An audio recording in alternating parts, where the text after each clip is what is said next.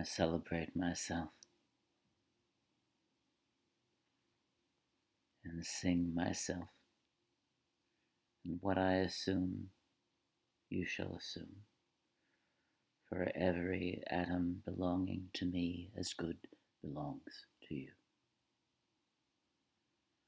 I loaf and invite my soul, I lean and loaf at my ease, observing a spear of summer grass.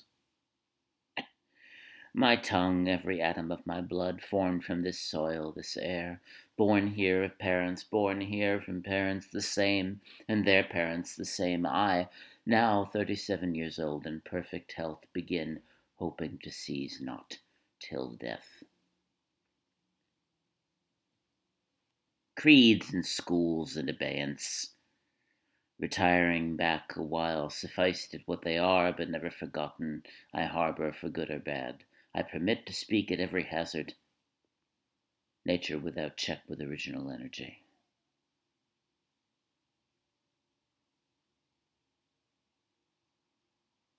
Houses and rooms are full of perfumes. Shelves are crowded with perfumes. I breathe the fragrance myself and know it and like it. The distillation would intoxicate me also, but I shall not let it. That sphere is not a perfume. It has no taste of the distillation. It is odorless. It is for my mouth forever. I am in love with it.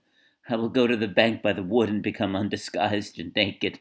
I am mad for it to be in contact with me.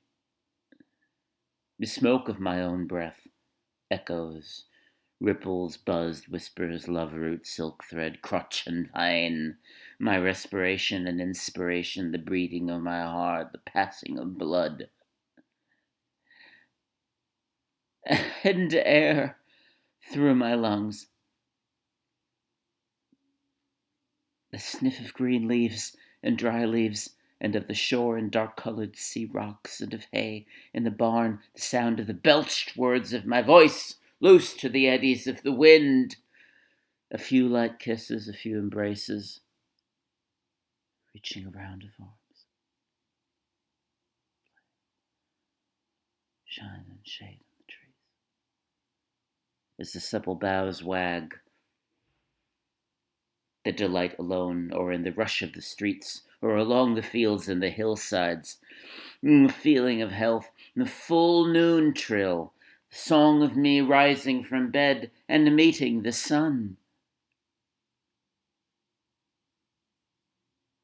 Have you reckoned 1,000 acres much? Have you reckoned the earth much? Have you practiced so long to learn to read? Have you felt so proud to get at the meaning of poems? Stop this day and night with me, and you shall possess the origin of all poems. You shall possess the good of the earth and sun. There are millions of suns left. You shall no longer take things at second or third hand, nor look through the eyes of the dead, nor feed on the spectres and books. You shall not look through my eyes either, nor take things from me. You shall listen to all sides and filter them from yourself. I have heard what the talkers were talking, the talk of the beginning and the end, but I do not talk of the beginning or the end. There was never any more inception than there is now, nor any more youth or age than there is now, and will never be any more perfection than there is now. Now, nor any more heaven or hell than there is now. Urge and urge and urge.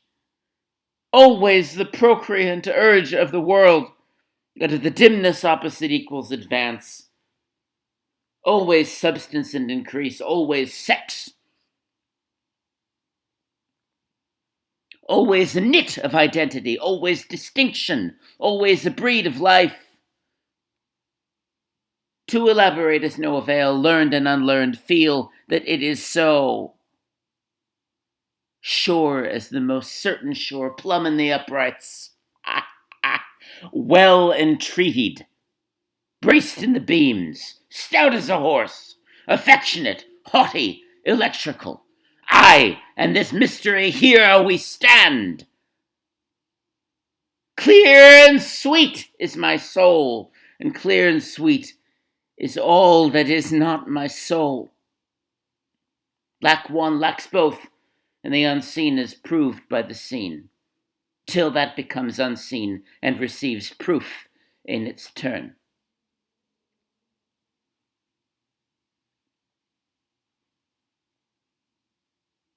Showing the best and dividing it from the worst age vexes age. Knowing the perfect fitness and equanimity of things, while they discuss, I am silent and go bathe and admire myself.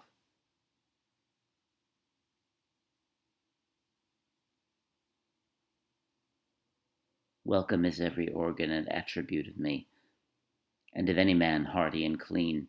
Not an inch, nor particle of an inch is vile, and none shall be less familiar than the rest. I am satisfied. I see, dance, laugh, sing, as the hugging and loving bedfellow sleeps at my side through the night and withdraws at the peep of day with stealthy tread, leaving me baskets covered with white towels, swelling the house with their plenty. Shall I postpone my acceptation and realization? Scream at my eyes that they turn from gazing after and down the road, and forthwith cipher and show me to assent exactly the value of one and exactly the value of two, which is ahead? Trippers and askers surround me. People I meet. The effect upon me of my early life, or the ward and city I live in, or the nation, the latest dates, discoveries, inventions, societies, authors old and new, my dinner dress, associates' looks, compliments, dues, the real or fancied indifference of some man or woman I love, the sickness of one of my folks or of myself, or ill doing, or loss, or lack of money, or depressions, or exaltations, battles, the horrors of fratricidal war, the fever of doubtful news, the fitful events. These come to me days and nights and go from me again. But they are not the me myself.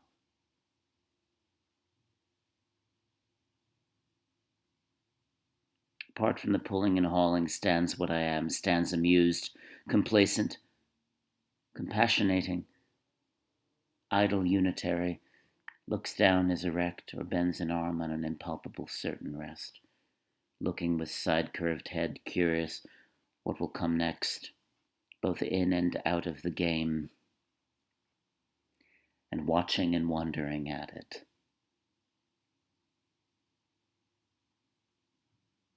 Backward I see in my own days where I sweated through fog. With linguists and contenders, I have no mockings or arguments I witness and wait.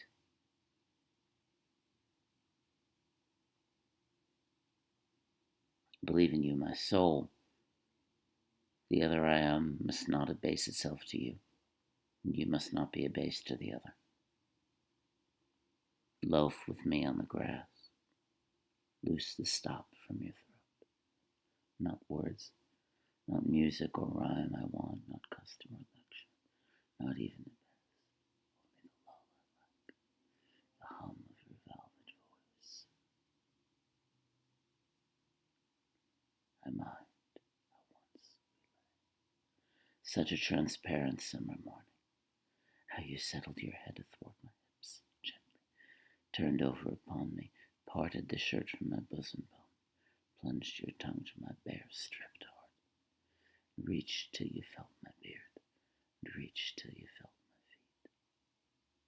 Swiftly arose and spread around me the peace and knowledge that pass all the argument of the earth. And that, oh, the hand of God is the promise my own. And I know that the Spirit of God is the brother of my own. that all the men ever born are also my brothers, and the women my sisters and lovers, and that a kelson of the creation is love, and limitless are leaves stiff or drooping in the fields, and brown answer the little wells beneath them, and mossy scabs of the worm fence-heaped stones, elder, mullein, and pokeweed. A child said, "What is the grass?" fetching it to me with full hands. How could I answer the child? I do not know what it is any more than he. I guess it must be the flag of my disposition, out of hopeful green stuff woven. Or I guess it is the handkerchief of the Lord, a scented gift and remembrancer, designedly dropped, bearing the owner's name some way in the corners, that we may see and remark and say, whose?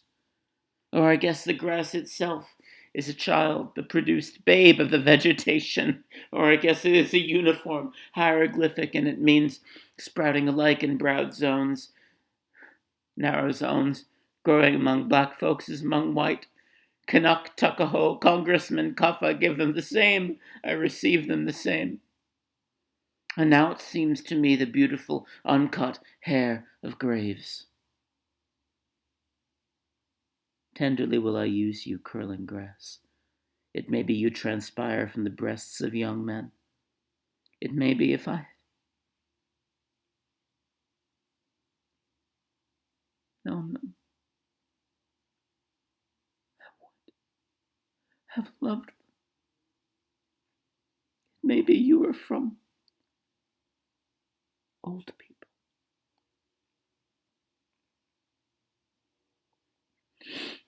or from offspring taken soon out of their mother's laps. And here you are, the mother's lap.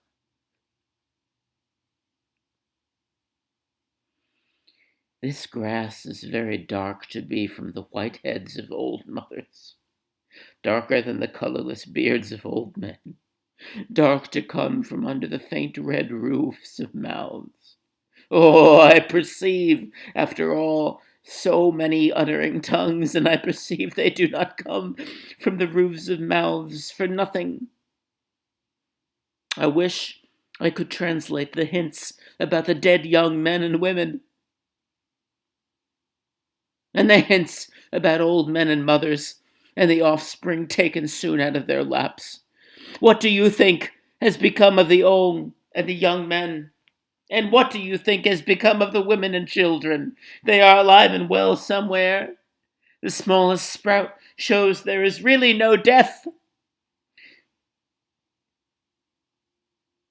And if ever there was, it led forward life, and does not wait at the end to arrest it, and ceased the moment life appeared.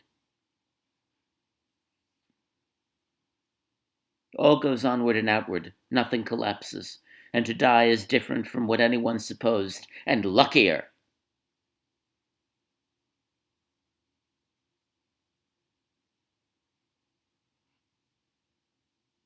Has anyone supposed it was lucky to be born? I hasten to inform him or her it is just as lucky to die, and I know it. Past death with the dying, and birth with the new washed babe, and am not contained between my hat and boots, and peruse manifold objects, no two alike, and every one good. The earth good, and the stars good, and their adjuncts all good. I am not an earth, nor an adjunct of an earth. Ha! I am the mate and companion of people, all just as immortal and fathomless as myself. They do not know how immortal, but I know.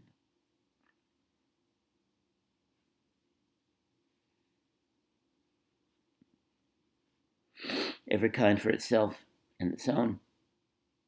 For me, mine, male and female. For me, those that have been boys and that love women.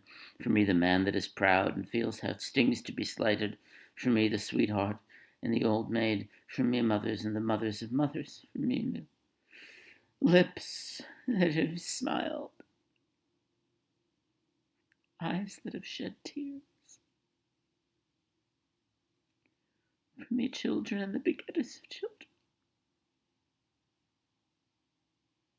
Undrape, you are not guilty to me, nor stale nor discarded. I see through the broadcloth and gingham whether or no, and am around, tenacious, acquisitive, tireless, and cannot be shaken away.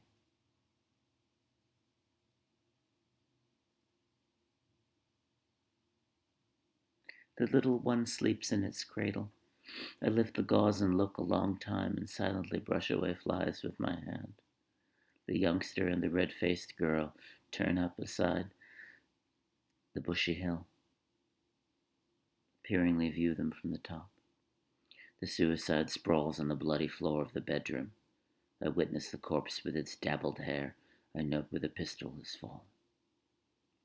The blab of the pave, tires of carts, slough of boot soles, talk of the promenaders, the heavy omnibus, the driver with his interrogating thumb, the clank of the shod horses on the granite floor.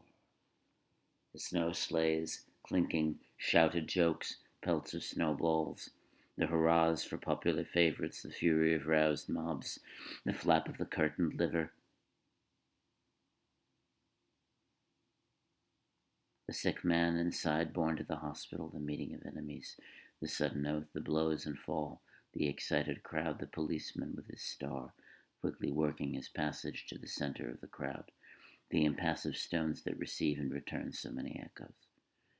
What groans of overfed or half-starved who fall sunstruck or in fits, what exclamations of women taken suddenly who hurry home and give birth to babes, what living and buried speech is always vibrating here, what howls restrained by decorum, arrests of criminals, slights, adulterous offers made, acceptances, rejections with convex lips, I mind them, or the show or resonance of them. I come and I depart.